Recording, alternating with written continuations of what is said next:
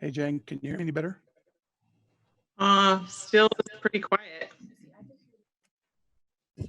How about Hey, I now? can hear you really good, Mike. Yeah, I think I just up.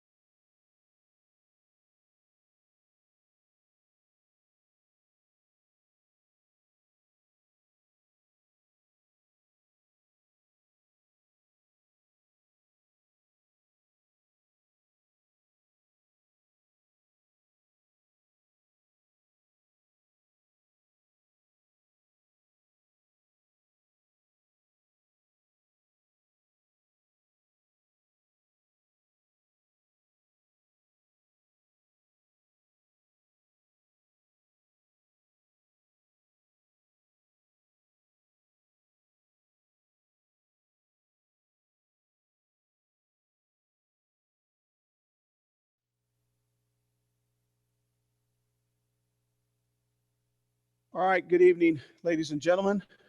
Tonight is April 27th, 2020. I would like to call to order the regular board meeting of the Othello School District Board of Directors. We will commence tonight with the pledge.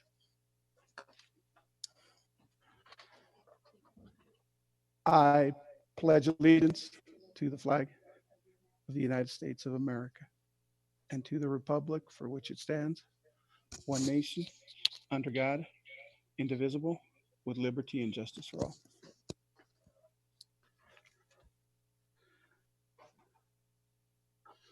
Okay, we'd like to welcome everyone. I'd like to once again preface the meeting by thanking everyone who's making themselves available via Zoom to continue conducting our business.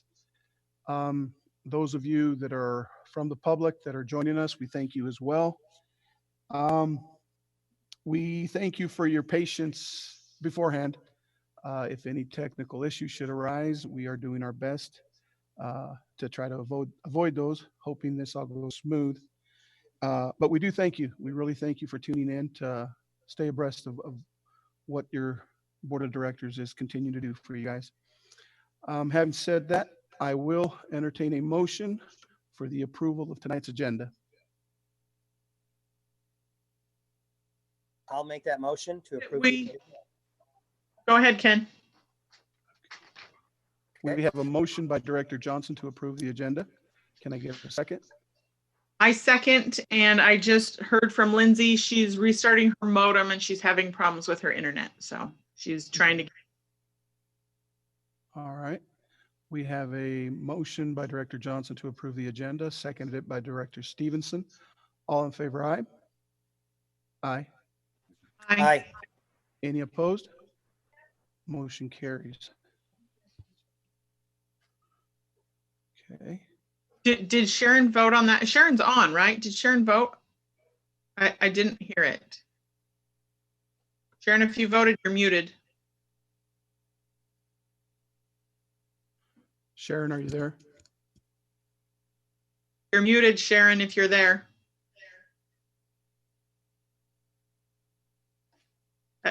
Three is enough to make the vote, but if she's here, she may as well have an opportunity.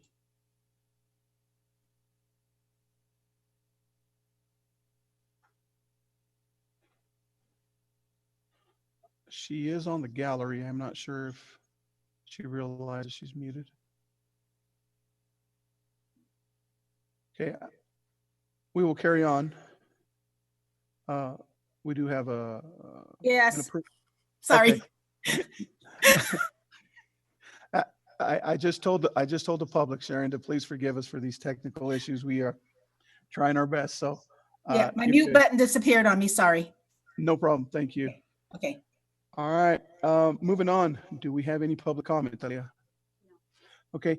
I have asked Talia tonight, folks, to give us a brief overview of our public comment during these meetings. There has been perhaps some confusion, but tonight we want to make it clear that we are allowing public comment. There is a process, there's a protocol, and I would ask Talia to please give us a description or a brief description of what that is. There are two ways that our public can do public comment at the board meetings. What we can do, number one, is they can email me their public comment in full and I can read it out loud to the board. They can email it to me at tdeleon@oteloschools.org. Or the second option would be for members of the community just to let me know that they would like to submit a public comment or would like to speak during public comment. And I could be prepared to unmute them on Zoom so that they can speak on their own behalf during public comment at the board meetings. We have the call-in numbers on our board Facebook page, and we also have the call-in number and the access code actually on our district doors. We always put up the OPMA information at least 24 hours before the meeting with all the information to log on. Or if any board member or any community members need to know the information, they could always email me as well. Thank you for that, Talia. I want to make that crystal clear to the entire community that if there is something that you would like to comment about, and you usually would come to the meeting and do it at the beginning of the meeting, you still have the opportunity to do so. So if you do have some public comment, please take advantage of that. Moving on, item B2, board member discussion. Legislative report. Director Stevenson, do you have some news for us? I don't. Nothing specific at this time. All right. Second bullet on there, MMS site visit from the board. I think this is the time. Chris and I he's tossed it to me and we've kind of we're at a standstill, and I'd like for us to discuss tonight what we think. Do we still want to gather with administration? Do we want to postpone that, work it in next year? Do we Zoom and just talk to these folks? I mean, if we went to the school site, I don't know that there's a lot of value in that at this point in time. I kind of want to know what everybody thinks. How about just a progress report on, since she took over this year, to just kind of let us know how things have went along this year and some improvement areas and highlights of just the year. And I think just a written report to us that we could read and see would be plenty enough for this year.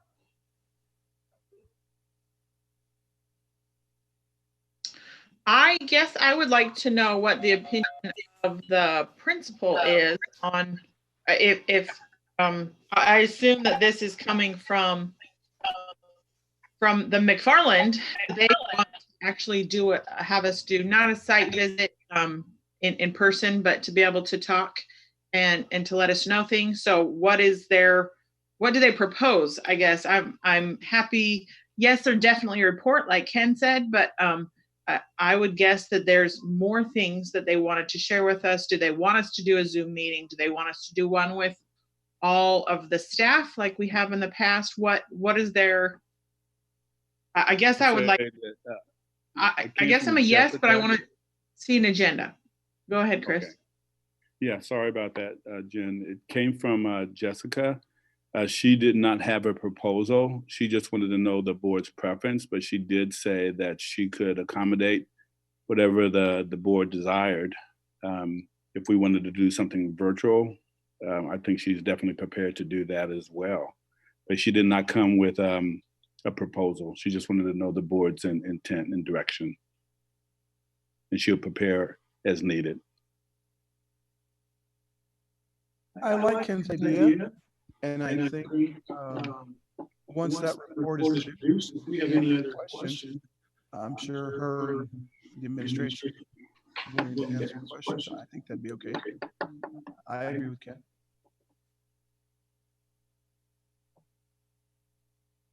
Sharon, what do you think?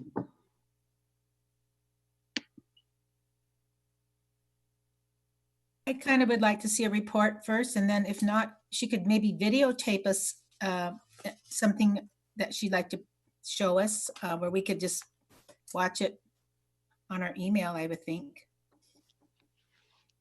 I don't want to disrupt them when they're trying to get all of their classes taught. So I don't know if it's a good, if it would work to have all the teachers. I'm not sure. Maybe they do it at a specific time. And I really don't care if it's a written summary or even a visual summary, whatever she would feel more comfortable to do. Director Prowse? Would it be possible for her to pre-record something? I just know, just in this format, it's incredibly difficult to make sure that like everybody can be heard and everyone can be seen and everyone's audio is good and stuff like that. So I'm thinking if it was possible for them, if they wanted to do a site visit, like I'm all for it, but could it be something that they like pre-recorded so that we could watch it on YouTube, or they could send us a link and we could watch it. I'm just afraid if it's done live like we're doing now, it will be not productive. That's just my thought. No problem. I think I'm hearing some agreement here. And Chris, if we could let Principal Schenk know that if she could just record a message, she wants to include slides, visuals, whatever she feels deems appropriate, get it to us. And if we got any questions, if her and her staff will just be available for answers, I think that would suffice for a board visit. I just asked for clarification. So just on the presentation, so it kind of feeds into the next topic, Board President, which is the ends presentation. I guess my question for the board is, typically we will share the progress in those board site visits of where we are right now and how we're progressing towards ends 1, 2, 3. But according to the next bullet, there really is no progress. So she can share the work that she's doing now regarding distance learning. But as far as trying to capture all of those data points that we have under ends 1, 2, and 3, and I could talk about it more once we get to the next bullet, that's going to be very difficult to do. Well, I think that's a great segue. Mm-hmm. I wouldn't expect her to have information that's not available. I think we all understand, the situation that we're confronted with. But yeah, I mean, I would appreciate, although it's a couple of weeks into distance learning, see how the system has been implemented, what the reception's been, the feedback, participation perhaps from students, what teachers think. I think that's something that is relevant, that it's, actual. So I think that would be okay.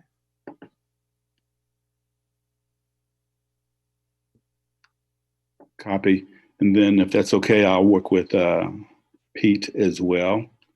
And if there's other things that maybe he has in mind that we can bring for the board, then we can properly prep Jessica for that. And I can share that with the board. Okay. Moving on, we do have a discussion about ends 1, 2, and 3. So Chris, if you want to elaborate a little more as to what you started to speak about. Absolutely. If you open up the document, which is the OSD scorecard, we've all seen this before. ends 1 covers academic competencies. And you can see there's some data that we do have, and we were able to share with the board that a lot of our data points we were able to meet mid-year. However, there's some data points that we would just not be able to capture. So if you look under ends 1, we're able to capture already Wild Kids assessment, and we've already shared that we've exceeded that goal of 25%.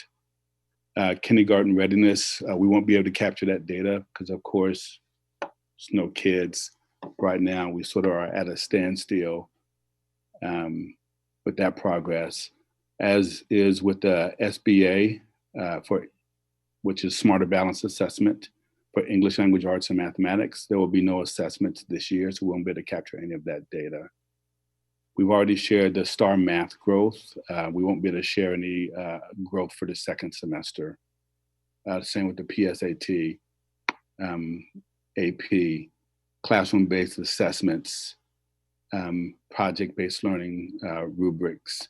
We won't be able to capture that data simply because of the COVID-19 situation, and we're really focused on distance learning right now. So we're really not in that model. When you look at ends 2, really focuses on graduation and advancement.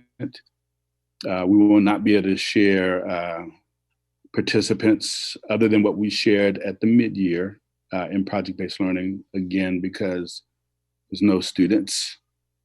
Same for SEL, CTE completers, that's at the end of the year, so we won't be able to share that with you. The graduation rate, everybody's in the same situation, so we won't be able to share that with you as well.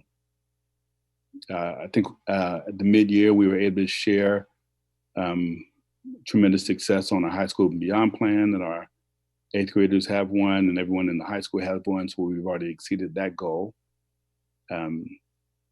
We've shared about finance course, but we wouldn't be able to share anything with you about this second semester. We were able to share, already able to share with you high school credits earned in the middle school and PE classes up to the first semester. So again, the data that we do have is the data that's at the first semester that we've already shared with the board and the public. When you get to ends 3, personal responsibility and citizenship, same thing goes here. We will not be able to share attendance for obvious reasons or anything around referrals other than what we've already shared for the mid-year report. And we've shared that we were meeting or exceeding our goals in those areas as well. Suspensions, of course, we won't be able to share. No students. Conferences, we were already able to share that we've exceeded that goal. And we've already shared participation in extracurricular activities. So really, as you look at ends 1 through 3, the mid-year report captured everything from first semester. There's no valuable data to share for second semester. So I just wanted to get feedback from the board and give me your thoughts on how you would like me to proceed. I would typically share this report May the 11th, the first board meeting in May.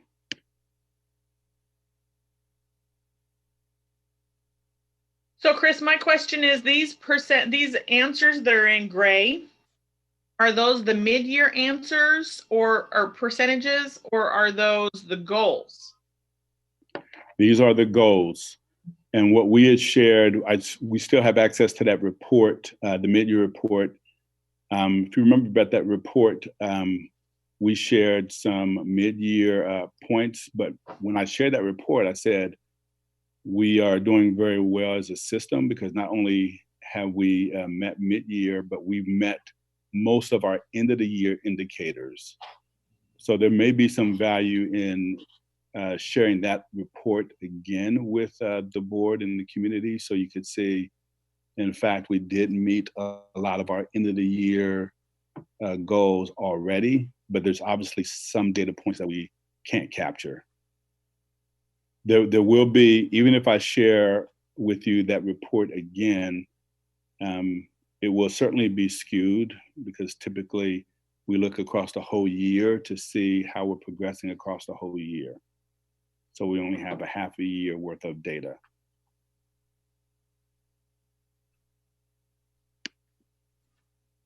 I personally would be fine with the half-year data. I feel like we need to have something instead of just not anything at all, knowing, just like the report cards for students are going to say COVID-19 in bold.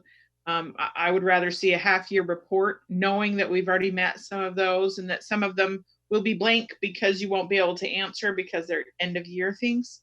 That's where I'm at personally. I would agree with that. And even though we do have those mid-year results, I mean, even though we have baselines, I mean, we can still see the progress that was made. So I think I'd be okay if it was a repetition of the report.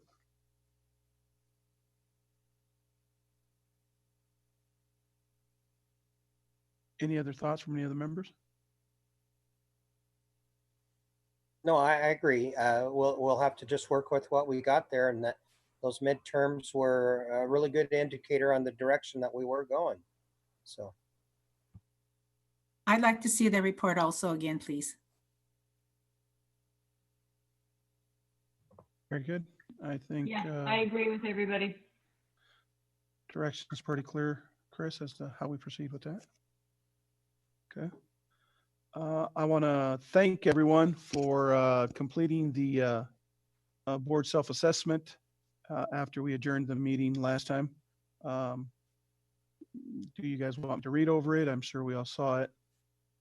It was a good meeting, a decent meeting. I think for the time being, as long as we're in this format, I think we need to give ourselves kudos for trying to make the best of a situation that none of us foresaw. And I would ask that going forward, we continue to do what we're doing. I think we're doing the best with what we can. So thanks everyone for filling that out. Tonight will be, I think, the same procedure. Once the meeting is adjourned, we can do that, and it will be in our packet for the next meeting. All right. Anything else under board discussion that perhaps we didn't capture tonight before we move on? Okay. Moving on, student representative reports. Lauren, thank you very much for being available tonight. Just know that we value your input. We're with you. You're one of our seniors. We're going to do whatever we can to make sure that your guys' experience is an unforgettable one. It already is. I mean, you guys will really have a story to tell, but we are going to do everything we can as a district to ensure that you guys go out in style. So do you have anything that you would like to mention tonight? Yes, thank you for that. It's been a wild ride, as you have said, but I appreciate your guys' support very much. I've talked to my peers a little bit recently, and a lot of them are just feeling the pressure and the stress from all of this. And some of the distance learning isn't really necessarily clear to them or to me sometimes, but I know that we're doing the best that we can. And even through all of this, we still feel really supported from our teachers and our admin. And I think that they're doing the best that they can under all of the circumstances. Everybody is. So I want to thank everybody for that. Lastly, to just spread a little positivity, there's been a Facebook page called Adopt a Senior, where you can adopt a senior or 4 or 5 or 6. I know I've adopted 2, and you just shower them with a gift and some love. Just to let them know that you're here for them, even though this is a really crazy time for everybody. That's all I have. Awesome. Thank you for that, Lauren. And yeah, rest assured, you guys are, you are being thought about, and you guys deserve your recognition. You will get that. And again, thank you for the patience that you guys are displaying as well. I drove by for the cap and gown thing today, and that was pretty neat. I mean, you could sense the enthusiasm out there. I saw a few posts on the page as well where teachers were saying hello to students, welcoming them and stuff, and it's palpable. And again, congratulations to you guys. Thanks for being with our meeting, or being with us tonight. Thank you. All right, moving Elise, on. did you have anything? I'm sorry, Elise, did you have anything else that you needed to share? I didn't really have anything, but I liked what Lauren said, and we've also adopted seniors, so I just think it's really nice. Okay, sorry, Elise. Jennifer mentioned you might be a little ill. No, but thank you for tuning as well. It shows your commitment. You both made a commitment to this board, and you guys are keeping your end of the bargain. So thank you both very much. Thank you, Elise, and thank you, Lauren. Mike, if I could interject something, I think that we as a board need to make a decision about scholarships that we will be giving.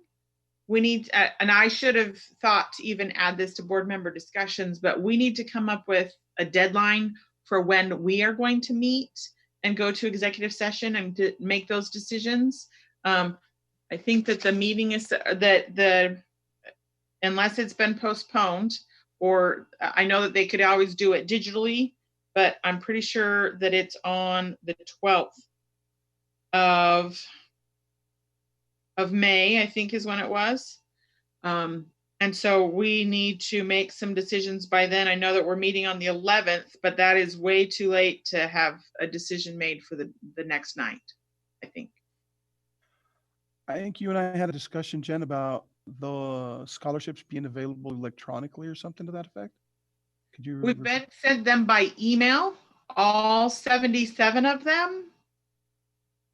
So we could always go through them independently and come up like with our top 10 or top, I don't know, something, so that then when we do get together for an executive session, we can at least have some kind of a plan. We could go through them one by one. That's a lot for us to sit through. Do you know how many they are total? 77 applications. Okay, could I, and this is just an idea, and we can all chime in. What if you divide 77 by 5, have the person in charge email those to the 5 members, and we come up with our top 2 or 3.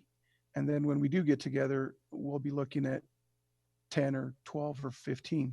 What do you guys think about that? That's like 15 or 16 each. So yeah, and then we come together with like 2 each, 2 or 3.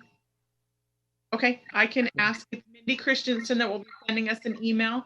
And then I'll just say, just randomly pick 15 or 16 so that we all get them.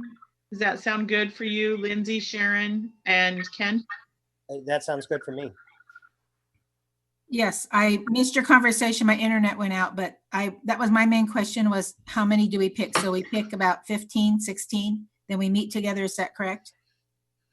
No, what's going to happen is we'll each get an email with 15 or 16 student applications. Then we'll look through all of our own.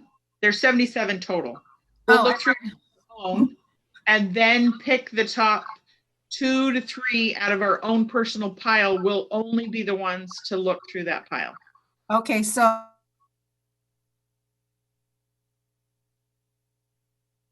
Sharon, if you're still talking, we lost you there. I think we might have lost Sharon again. I think so. Lindsay, does that sound okay to you, that we do it that way? Okay. All right, Jen, I think we'll just, are you back, Sharon? I'm back. So someone is going to pick 16 of them out, not us. No, you're gonna get an email with about 15 or 16 applications. You will choose of those 16 your top 2 or 3. Okay. Limit it to 3 if you can, and Okay. we'll all have 15 or 16 to look at, different ones. We'll bring our top 2 or 3, and when we do get together, the 5 of us will be looking at a total of 15 to come up with 2, 3, 4, however many scholarships we decide to give. Okay, could you tell me who comes up with the 15? Because I've read them. The 77, I read 60 of the 77.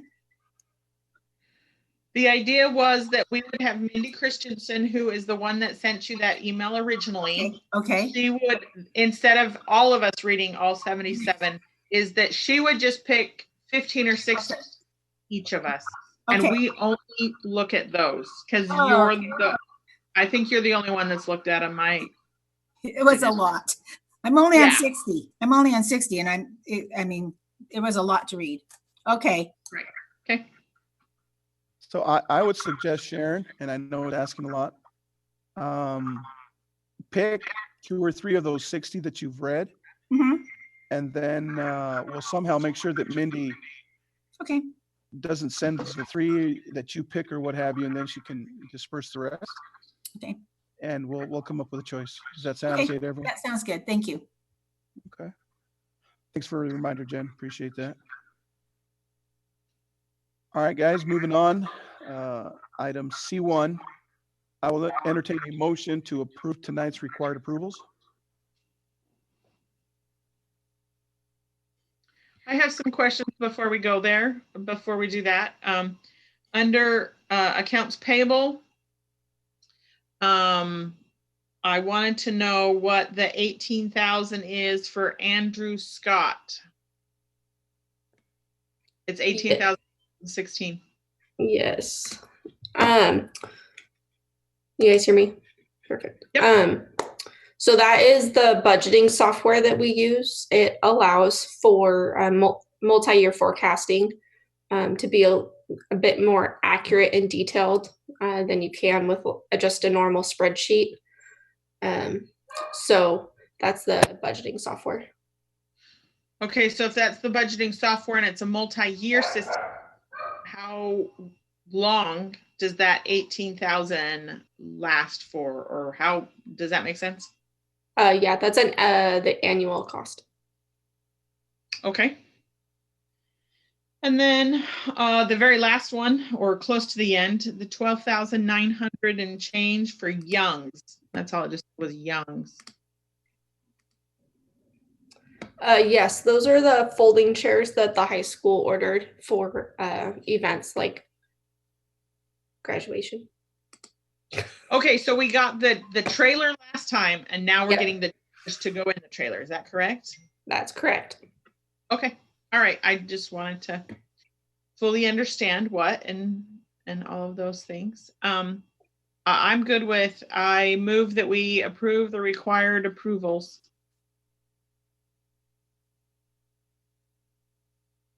Maybe if I unmute myself, there's a motion made by Director Stevenson to approve required approvals. Can I get a second, please?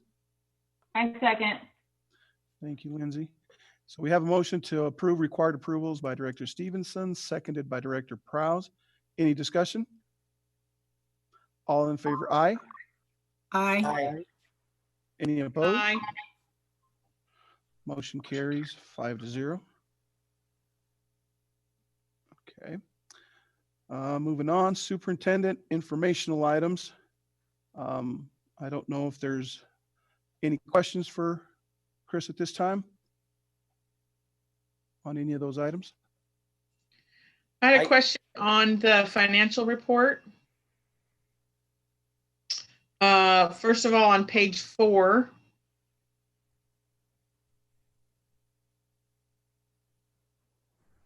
So we've seen that this trend has dramatically changed, not because of COVID, but because of the state, how they're dispersing funds this year compared to past years. But consistently, there's a big jump in our income in April. Is that because of property taxes? Yes. In the past? So because our local property tax has been partially delayed, or the ability to pay it has been partially delayed, and even coming up with a payment system and other things like that, do you think that that will affect this jump, or has there been any discussion about that? So it might make the jump a little bit, I guess, less dramatic, but I still anticipate there being a significant, incline to our cash balance, our fund balance. I don't foresee that changing. It, like I said, it probably won't be as high of a jump, but it will increase it. Not everyone, pays their property taxes by check and all of that. So there's a lot of different methodologies. So the offset or potential for delay that the county allowed won't be what everyone chooses. Okay, that makes sense. And then if you'll go to page 5, it should just be the next page.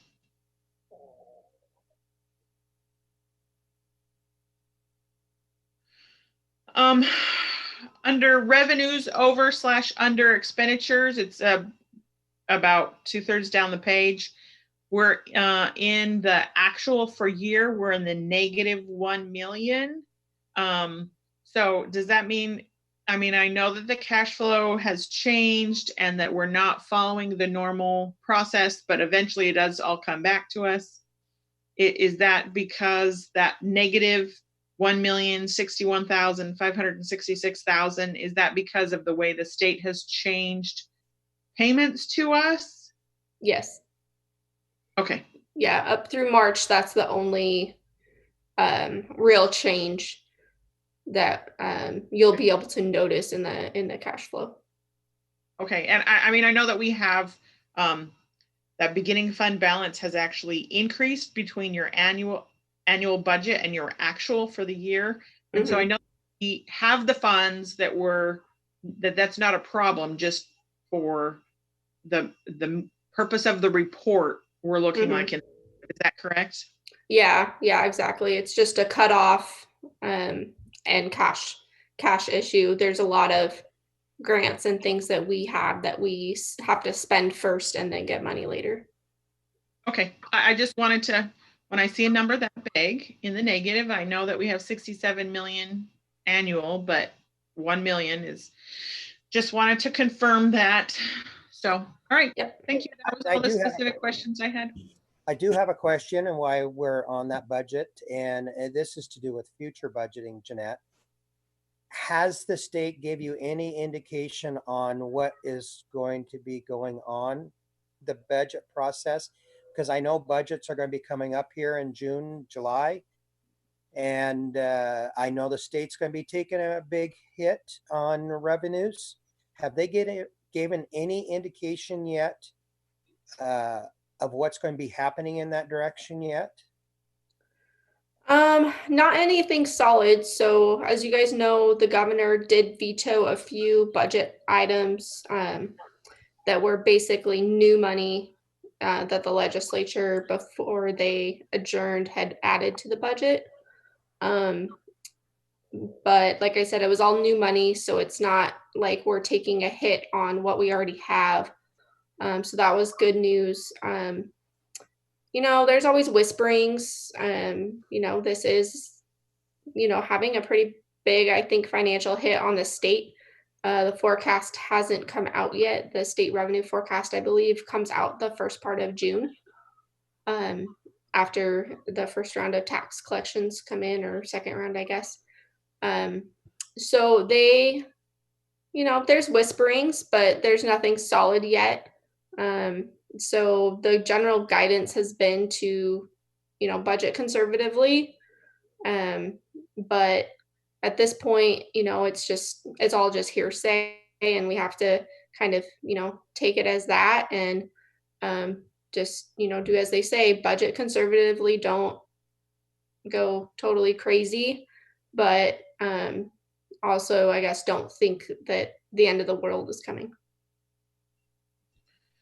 Question, Jeanette. So when you say you think that the state, that the state's not coming out with their budget forecast until June, when are you thinking you're going to be starting the preliminary budget analysis and looking at something? I guess I should say, when can you start to show us numbers? That's what I'm asking. So I'll be starting to work on the budget in the next week or two. And then I have a timeline, rough timeline that I've kind of drawn out, so I can have that ready for Chris to share in the next meeting. So you guys have kind of an idea of when I'm looking, and just to kind of give you guys a feel as far as like the timeline goes. It won't have any numbers in it. It's too early for that. But I have everything. I mean, the state budget is done, unless they come in and change it, which is not very likely at this point. They have a lot of elections coming up here in November, so it's all a political game.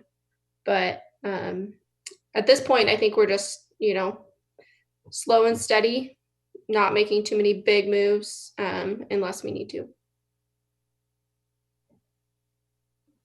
Thank you. That would be great to see a timeline, even without numbers, at next meeting. That would be perfect. Okay.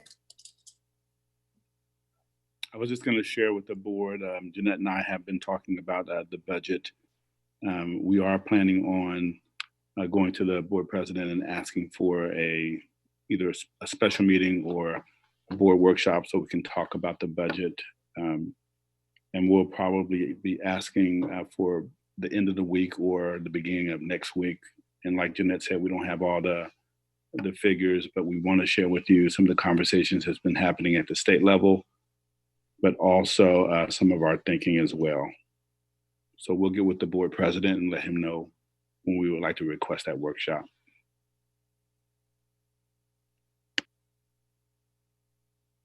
Okay, any other questions on the informational items? Moving on, D1, assurance of organizational performance. Board response to monitoring reports. We have EL15, a mandatory policy survey. Question number 1, a failure to create and implement policies as required by local, state, and federal legislation. 5 answered. We are all in compliance. Question number 2, a failure to ensure these policies will be called district operating policies to distinguish them from the board governance policies. 5 answered in compliance. Question number 3 is a failure to represent proposed changes to these policies to the board for review and approval before implementation. 5 responded in compliance. And question number 4, a failure to ensure that policies are updated according to the current RCW and WAC law, and that operational policies do not conflict with board governance policies. 5 answered in compliance. There are no additional remarks. Okay, that's a Survey Monkey. We don't need a vote on that. Thanks everyone for answering that. We appreciate everybody's cooperation. Moving on, we have a couple GPs for on the board self-monitoring. A couple more surveys. GP8, board members' code of conduct. Question number 1, board members will represent the interests of the citizens of the entire school district. This accountability to the whole district supersedes any conflicting loyalty to other advocacy or interest groups or membership on other boards or staffs, or the personal interests of any board member who is also a parent of a student in the district or a relative of an employee in the district. We had 6 answers. I think one of us might have done it twice. Oh, student reps were involved. Very good. Okay, six responses, and they were all in compliance. Question number 2, board members may not attempt to exercise individual authority over the organization except as explicitly set forth in board policies. Members' interaction with the superintendent or with staff must recognize the lack of authority vested in individuals except when explicitly authorized by the board. Members' interaction with the public, press, or other entities must recognize the same limitation and the inability of any board member to speak for the board except to repeat explicitly stated board decisions. Members will not publicly express individual negative judgments about the superintendent or administrator or staff performance.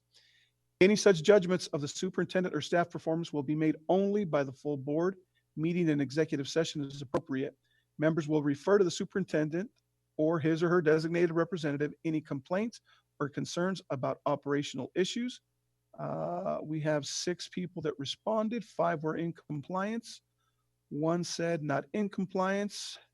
I would like to change my vote at this time. I voted in compliance, and I would actually like to change to in compliance with an exception. Okay. I'll read the comment. There are school board members who have made negative comments about the superintendent and some administrators who work in the district. I'm going to ask, is this the not in compliance vote? Is that the comment made by that person?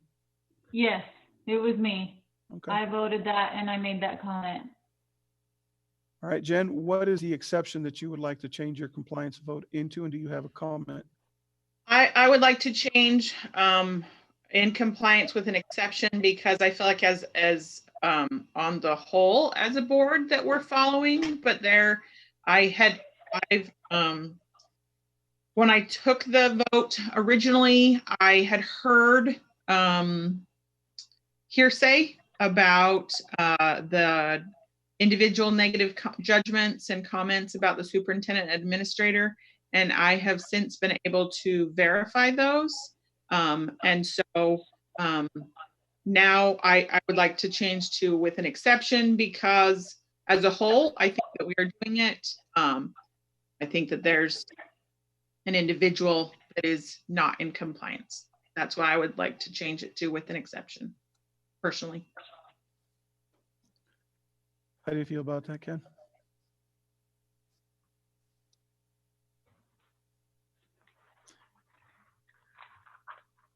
No, I think Jen was just wanting to change her, so she's got the Yeah, right. so, yeah, I mean, I just don't know if you had any other further comments. So, No, I don't.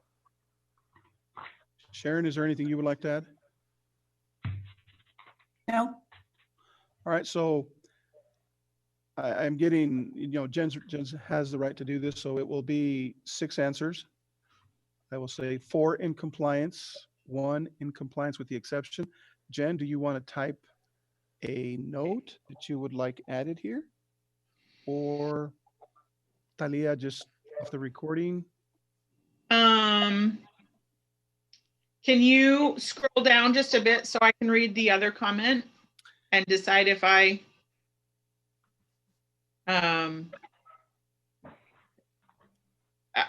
feel like the comment needs to stand, and that is, I agree with the comment that has already been made. And so that comment, I feel like works for me as well. Okay. I know that even though that there's 4 that it's going to be considered in compliance, but I would personally still like to leave the comment, even though it's going to be marked officially as in compliance. Okay, very well. We will make those changes. Thank you. And I'm going to remember that the GPs are for our own reference as board members to what we need to do to improve ourselves. Right. Thank you, Ken. Absolutely appreciate your comment, Ken. This is us grading ourselves, holding ourselves accountable to our own policies. Question number 3, board members shall maintain the confidentiality appropriate to issues of a sensitive nature, especially those discussed in executive session. We had 6 answered, all in compliance. Question number 4, board members will refrain from endangering the district's public image or credibility, therefore jeopardizing the district's ability to accomplish its mission. 6 answered, all in compliance. Question number 5, in order to maintain its commitment to excellence and governance to the provisions of this policy and to improve its own performance, the board commits to the following actions. There is 1 response. It says, be cognizant at all times of our commitment as board members. So that comment will remain there because I made that comment. That's okay. All right. Thank you, guys. Moving on, GP 14. And something just happened here because I was not able to open it. Okay, I will read it from Talia's screen. Question number 1, provide student insight and perspective to the board of directors and district administration. We had 6 answered, all in compliance. Question number 2, serve as a liaison to the students of the district through established student government and communication networks. We had 6 answered, all in compliance. Question number 3, report to the students about the work of the school district and the board of directors. 6 answered, all in compliance. Question number 4, the student representatives will be bound by all applicable rules and regulations pertaining to the elected board members. The student representatives will participate in board discussions, but will not have the right to make motions, vote, hold board offices, or attend executive sessions. 6 answered, all in compliance. And question number 6, in order to maintain its commitment to excellence in governance, to the provisions of this policy and to improve its own performance, the board commits to the following actions, and there are no responses. I would encourage us to at least have some response there. We need to continue to hold ourselves accountable to our GPs as well. Moving on to item E1, we have review, discussion, revision of current board policies. I would actually like to move that we make a minor change to EL 16, if you can bring that up. And I didn't even think about this until I read through it today. Under number 2, I would like to add, to modify it to say this: a failure to identify and implement activities and programs of prevention against potential physical threats to students and staff, to students, comma, staff, and parents. I feel like that identifying and talking about the programs of preventions to the parents, implementing activities would be difficult for that end, but and so not apply.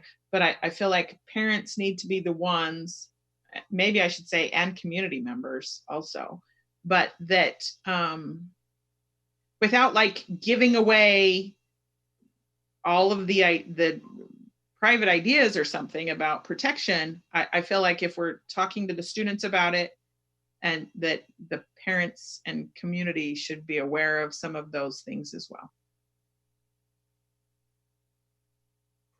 Okay, I believe Talia will make that correction. It'll be at the next board meeting. If there's any other comments that or changes anyone wants to make to this EL, and once we get a final reading and that's approved, we will ask Chris for his interpretation of the change.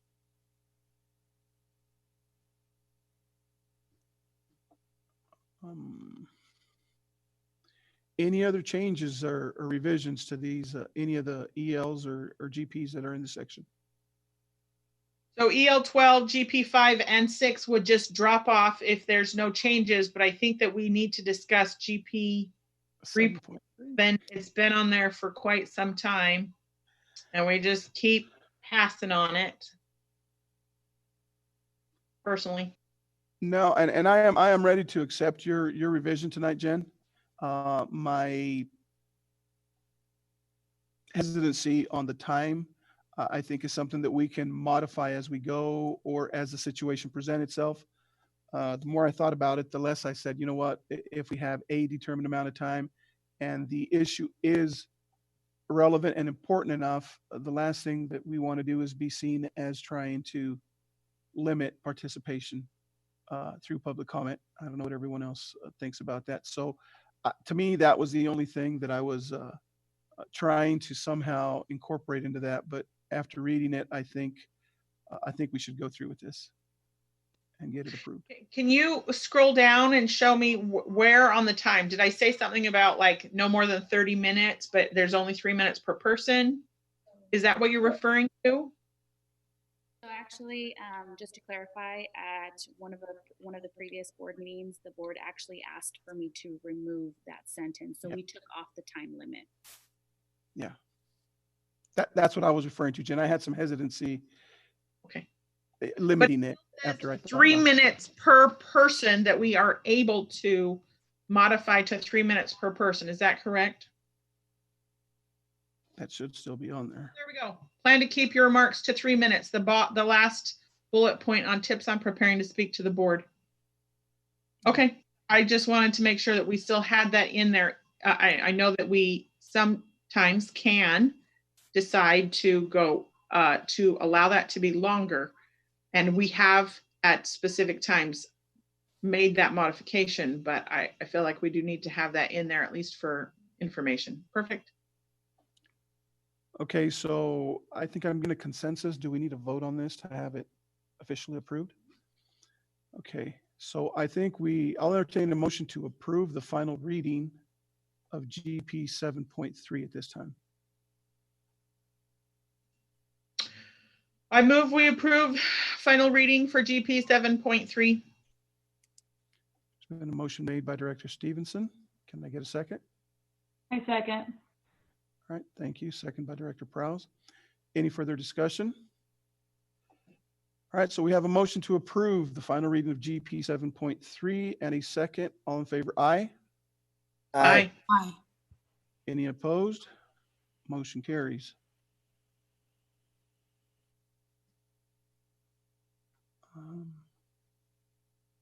I don't see any other requests other than the one that you just made, Jen, on any other EL or GP at this time, unless I am not seeing something.